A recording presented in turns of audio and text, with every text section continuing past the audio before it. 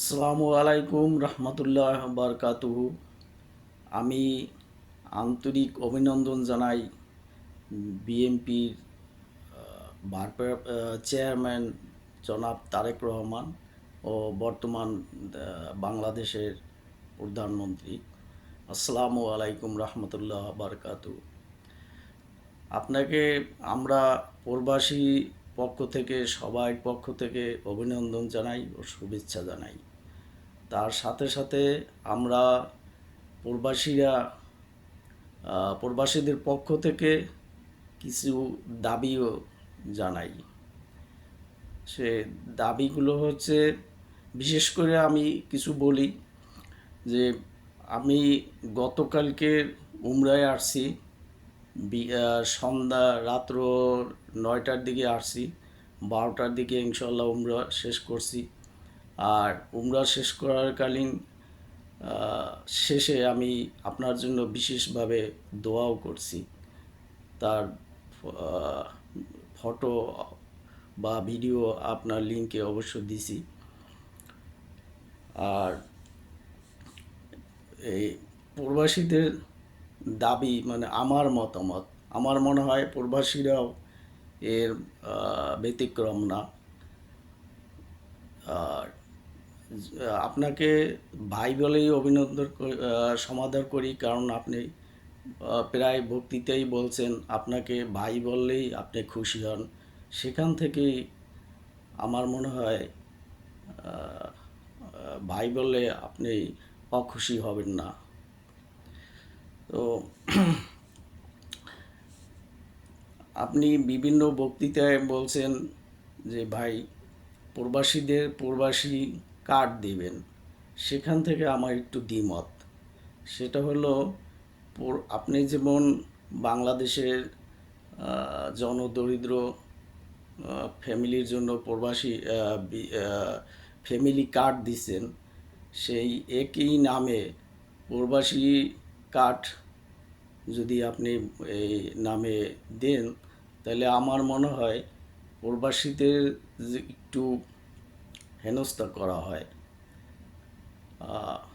সেটা আপনাকে আমি বলি যে এই প্রবাসী কার্ড না দিয়া রেমিটেন্স যোদ্ধা অথবা প্রবাসী সুরক্ষা কার্ড, এই দুই নামে যদি যে কোনো একটা দেন, তাহলে মনে হয় প্রবাসীরা একটু স্বাচ্ছন্দ্য বোধ করবে।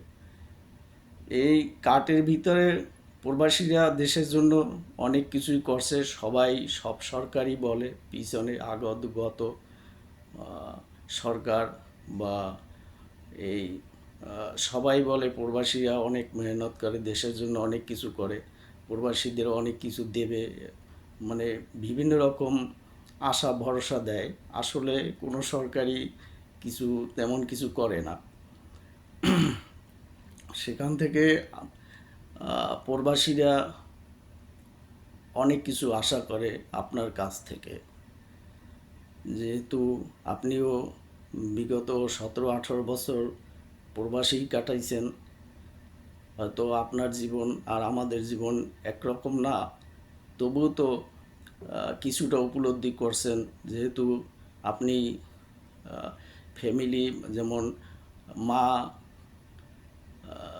ও এদেশের বাংলাদেশের যত আত্মীয় স্বজন তার থেকে দূরে ছিলেন, এজন্য কিছুটা হয়তো উপলব্ধি করছেন। এই প্রবাসী কার্ডের ভিতরে হয় কি, যে প্রবাসীরা তো আর্থিক কোনো সাহায্য সহযোগিতা চায় না। প্রবাসীরা চায় প্রবাসীদের একটা সম্মান, আর প্রবাসীদের জন্য একটা ওই প্রবাসীর সুরক্ষা কার্ড অথবা রেমিটেন্স যোদ্ধা কার্ড যদি দেন, এখান থেকে হয়তো আইনের একটা সাহায্য সহযোগিতা হয়তো পাইতে পারে। এই জন্য আর এই একটা, আর দ্বিতীয়টা হলো প্রবাসীদের জন্য যদি আপনার কিছু করার ইচ্ছা থাকে বা মন মানসিকতা থাকে, তাহলে আমার মনে হয় এই যে প্রবাসীরা বিভিন্নভাবে হেনস্থ হয়, জায়গা জমি বিভিন্নভাবে, প্রবাসীদের জন্য যেমন আহ, নারী ও শিশু নির্যাতনকারী একটা মামলা করতে গেলে নারী কোর্ট ও শিশু কোর্ট আলাদা।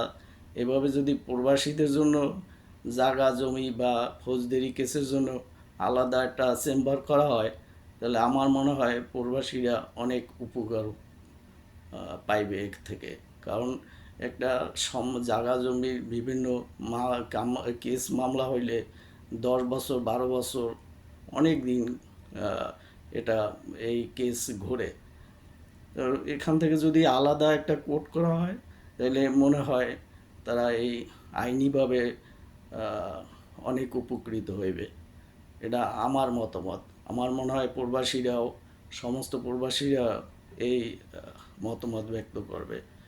তো শেষ কথা, আপনি তো আমার অনেক কথা মানে ভিডিও বড় করলে তো আপনার এই শোনারও সুযোগ সুবিধাও নাই, কারণ আপনি তো অনেক ব্যস্ত।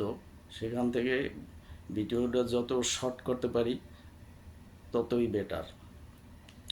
তো লাস্ট কথা, প্রবাসীদের কার্ড না দিয়ে প্রবাসী সুরক্ষা কার্ড অথবা রেমিটেন্স যোদ্ধা কার্ড, এই একটা। আর দ্বিতীয়টা হলো প্রবাসীদের জন্য যদি আলাদা একটা চেম্বার করা হয়, মামলা, ফৌজদারি মামলা, জায়গা জমির মামলা, এই জন্য, তাহলে প্রবাসীরা অনেক উপকৃত হইবে। যেহেতু প্রবাসীরা দেশের জন্য অনেক কিছুই করছে, এটা অস্বীকার করার মতো কোনো সুযোগ নেই। আর সেখান থেকে আপনার যদি মন মানসিকতা থাকে প্রবাসীদের কিছু করার জন্য, তাই এই দুটো কাজ করলে আমার মনে হয় প্রবাসীরা অনেক উপকৃত হইবে। তো এই দুইটার জন্য বিশেষ করে আপনার কাছে আমি বিশেষ প্রবাসীদের পক্ষ থেকে অনুরোধ জানাই। ওকে, ভালো থাকবেন। আর প্রবাসীরা আশা করে আপনি ইনশাল্লাহ দেশ ভালোভাবে পরিচালনা করবেন। আর দোয়া রইল ইনশাল্লাহ। ওকে, আসসালামু আলাইকুম।